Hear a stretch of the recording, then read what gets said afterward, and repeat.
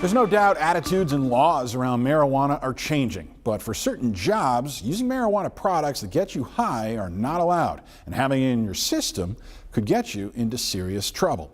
So maybe you're considering using other cannabis products that don't get you high. Is that an option? We talked to experts who say you should be cautious with using CBD. But we do probably anywhere from 20 to 50 people a day. Dozens of people trekking to this lab tucked into a professional building in North Little Rock, many of them preparing to start a new job.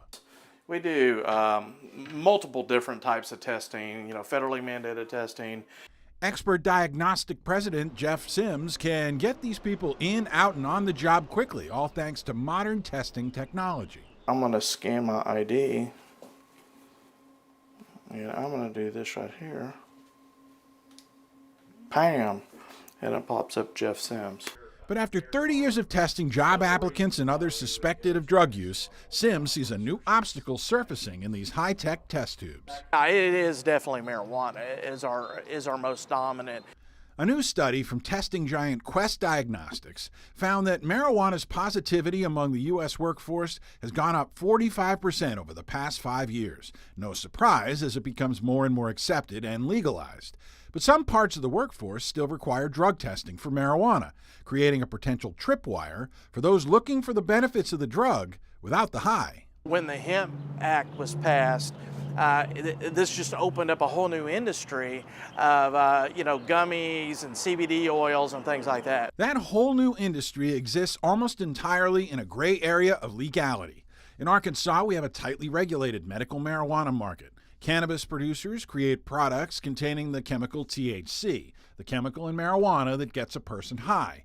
But those growers can also supply a wide-open industry, selling products made from the same plant but grown without THC. The active chemical there is CBD.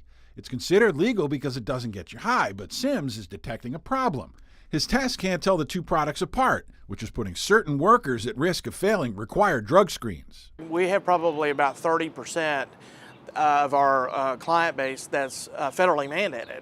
Well, on the federal government side of it, under the DOT program, there's no ifs, ands, or buts. A lot of the tests that are done analytically to confirm whether or not a person has used a drug can't really distinguish between CBD and THC. Dr. Bill Fanagrossi is a professor of toxicology at UAMS. It's no surprise to him that workers who have to get tested for their jobs, people like truck drivers, police officers, and crane operators, are testing positive for illegal marijuana after taking a legal CBD product. Let's just say a good amount of the CBD products that are available are not hemp derived, they're marijuana derived. The person that bought it doesn't even know it's there. They never felt high, no matter how much of it they use, but those analytical tests will find it.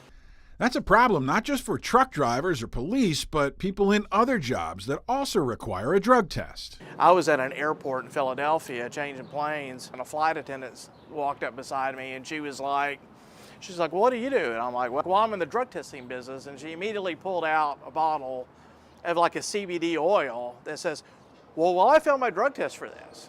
Dr. Fanagrossi says those test results point to other concerns for the cannabis curious.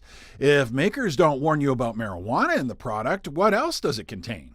I think you used the term Wild West before, and that's not too far from the mark. It's not regulated the way drugs are. Ibuprofen 200 milligrams is going to always be ibuprofen 200 milligrams. If they get too far above or below that, they can't sell it. That's not the case with a lot of these things, though. They're just not held to those same standards yet. That goes back to the legal gray area. In Arkansas, medical marijuana is grown, tested, and sold within the state.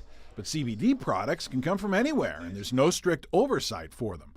To Fanagrossi, that means you're trusting drug makers who deal with various sets of rules across the country to certify their own testing and quality control.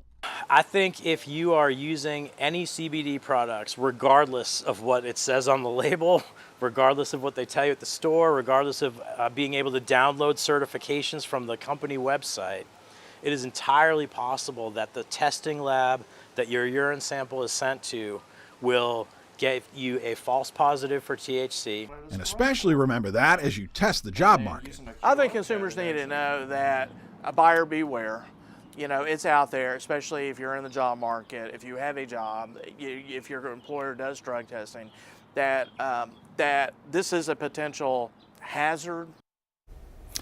Now, you want to go to the digital version of this story that we've posted online, and you'll see how Sims and his wife figured out that workplace testing can get messed up when they actually ran an experiment together on this. Now, Rolly, this is a very interesting conversation and story. I'm curious, are there any tests that can kind of decipher between the two? There are, and their problem is they're expensive. And an employer who's doing onboarding doesn't usually want to spend the time, especially with a whole bunch of candidates out there, to go and get that second screen, and they don't want to spend the money. So you might not just get that job. They might just, okay, good to know.